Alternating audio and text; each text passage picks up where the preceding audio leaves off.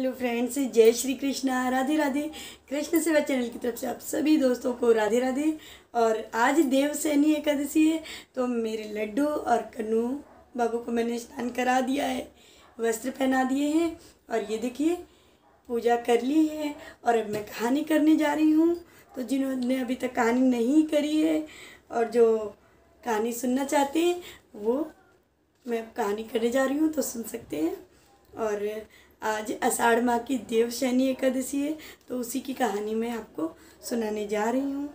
श्रीमन नारायण नारायण नारायण, लक्ष्मी नारायण नारायण नारायण, भजमन नारायण नारायण नारायण, श्रीमन नारायण नारायण नारायण। तो लक्ष्मी नारायण भगवान की जय, भगवान विष्णु की जय। देवशयनी एकादशी का महात्मा। आषाढ़ माह के शुक्ल पक्ष की इस एकादशी का नाम पद्मा एकादशी भी है और इसे अधिकांश व्यक्ति देवशयनी एकादशी भी कहते हैं। इस दिन भगवान विष्णु 4 माह के लिए क्षीर सागर में शयन करते हैं। इसी के कारण इस एकादशी को हरिशयनी एकादशी भी कहते हैं। पुराणों में भी यह कहा गया है कि इस दिन भगवान विष्णु 4 माह तक बलि के द्वारा पाताल में रहते हैं और कार्तिक माह के शुक्ल पक्ष की एकादशी को अपने लोक में लौटते हैं। इन 4 महीनों में भगवान विष्णु क्षीर सागर में शयन अथवा पाताल लोक में निवास करने के कारण ही विवाह आदि कोई कार्य नहीं होते हैं।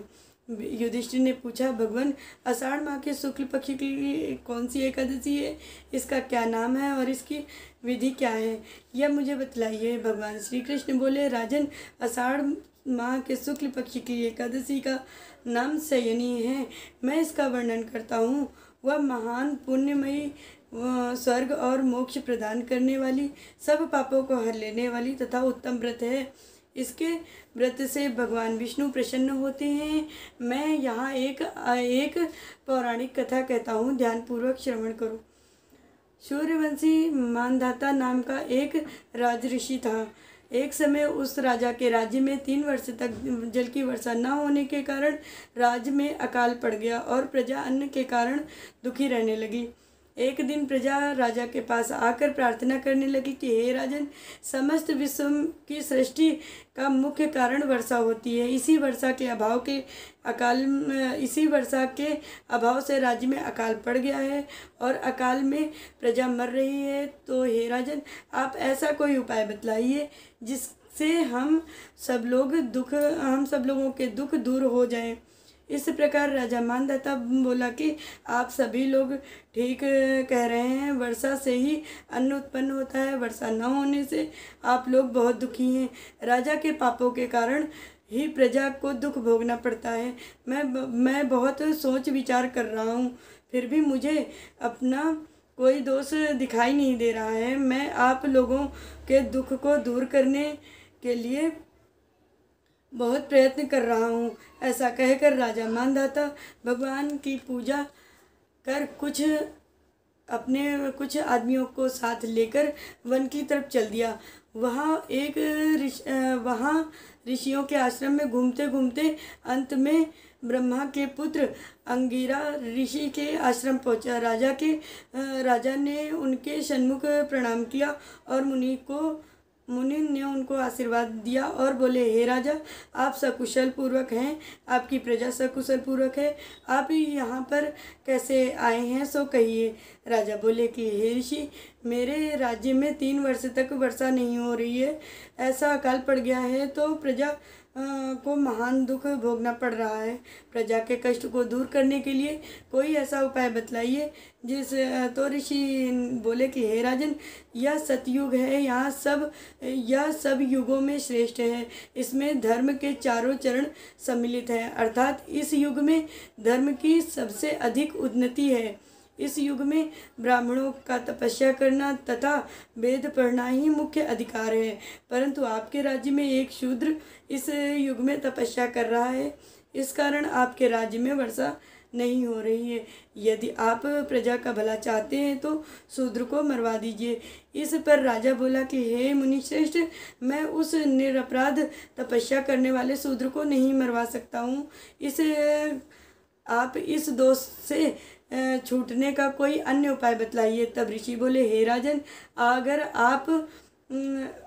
अगर आप ऐसा नहीं चाहते हैं तो आषाढ़ के महीने में शुक्ल पक्ष की पद्मा नाम की एकादशी का विधि पूर्वक व्रत करें। इस व्रत के प्रभाव से तुम्हारे राज्य में वर्षा होगी, प्रजा सुखी रहेगी, क्योंकि इस एकादशी का व्रत सब सिद्धियों को देने वाला है, उपद्रवों को शांत करने वाला है। इस एकादशी का व्रत तुम प्रजा व सेवक मंत्रियों सहित करो। मुनि के वचनों को सुनकर राजा अपने नगर को वापिस आया, विधि पूर्वक पद्मा एकादशी का व्रत किया। इस व्रत के प्रभाव से राज्य में वर्षा हुई और मनुष्यों को सुख पहुंचा। इसलिए यह व्रत सबको करना चाहिए। यह व्रत इस लोक में सुख और परलोक में मुक्ति देने वाला है। इसकी कथा को करने व सुनने से मनुष्य के समस्त पाप नष्ट हो जाते हैं। इस एकादशी को देवशयनी एकादशी भी कहते हैं और इस व्रत के करने से भगवान विष्णु प्रसन्न होते हैं। अंत में मोक्ष की प्राप्ति होती है। तो इस तरह से आज की देवशयनी एकादशी के व्रत की कथा मैंने आपको सुनाई है। श्रीमन नारायण नारायण हरि हरि, लक्ष्मी नारायण नारायण हरि हरि, श्रीमन नारायण नारायण हरि हरि, लक्ष्मी नारायण नारायण हरि हरि। भगवान विष्णु की जय, नारायण भगवान की जय। तो ये मैंने आपको देवशयनी एकादशी की कथा आपको सुनाई है और श्रृंगार की वीडियो मैं दूसरी अपलोड करूँगी, नहीं तो ये वीडियो बहुत लंबी हो जाएगी। तो आपको अगर ये वीडियो अच्छी लगे तो प्लीज़ मेरे चैनल को लाइक कीजिए और जल्दी से चैनल को सब्सक्राइब कर लीजिए। जय श्री राधे।